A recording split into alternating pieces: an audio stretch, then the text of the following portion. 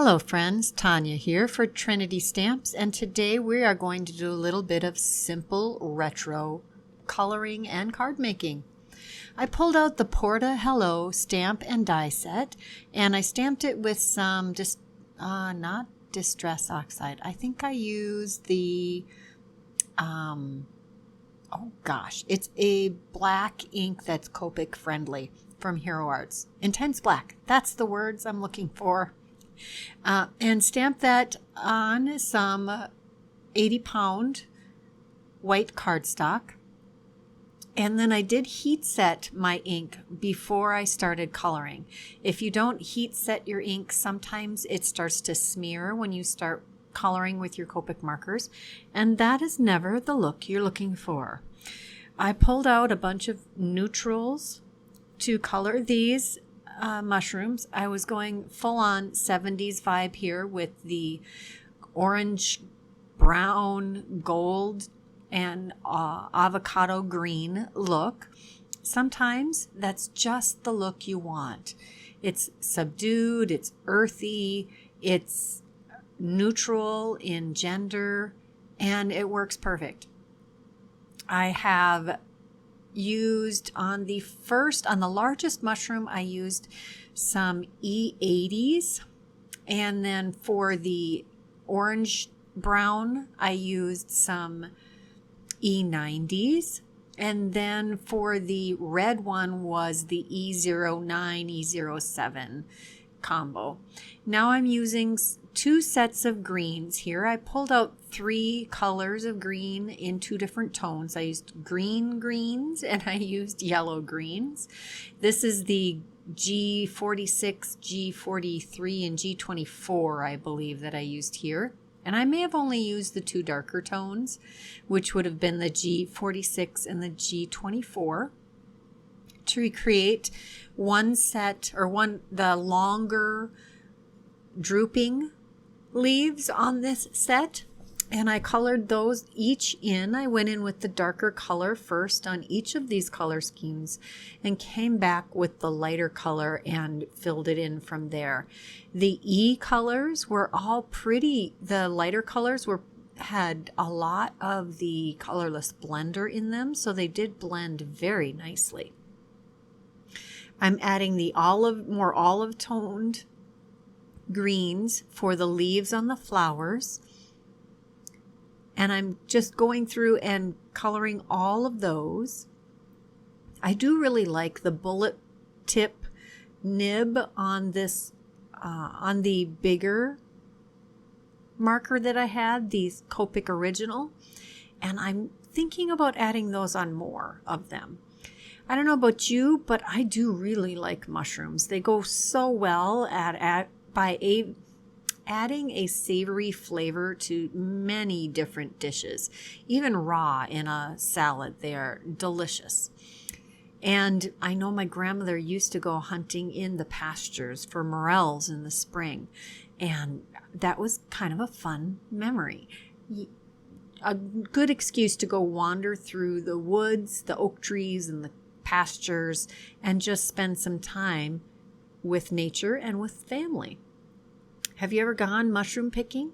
I advise you go with someone who knows what they're looking for, but fresh picked mushrooms are a joy.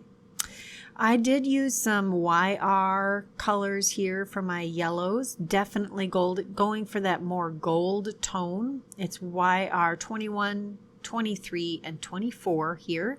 And then I came back with some of the E09 for the centers of the flowers. I did try just the YR24 at first, but that wasn't quite dark enough.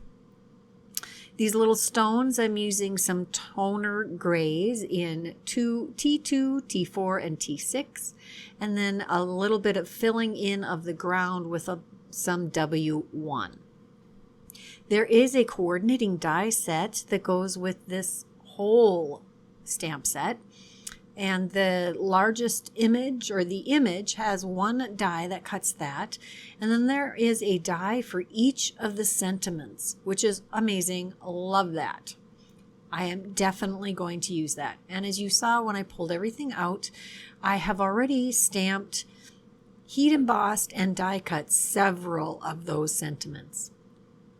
I'm going to use a Jelly Roll Stardust pen and a clear white Wink of Stella marker here to add a little shimmer and shine to a few of the elements on this image. I think it really adds a lot of life to your image when you add some sparkle to it. Everything has a little shimmer, doesn't it? Even these very earthy things have some shimmer to them. I'm going to use the Stardust pen to add a little shimmer to the centers of each of the flowers. I really enjoyed coloring this image, and there's so many amazing ways to color it. I've seen it in pastels, I've seen it in bold colors, and I've seen it in a rainbow of colors.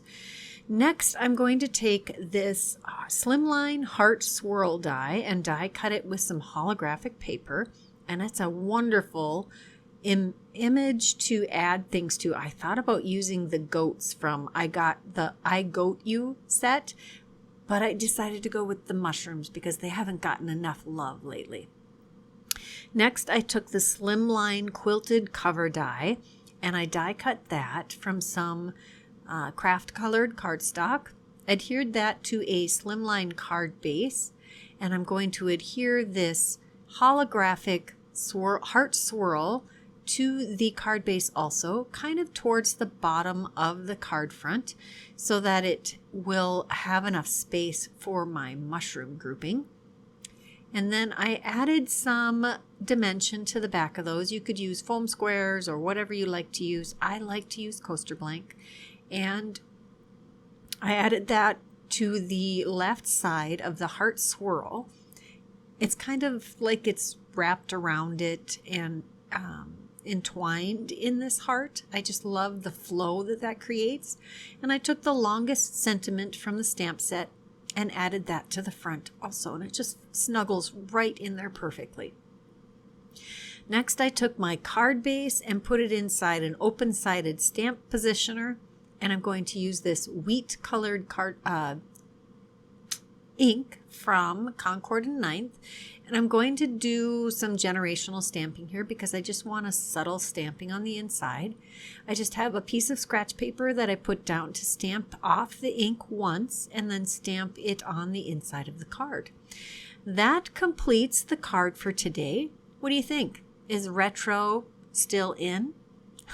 Let me know in the comments below what you think of this card.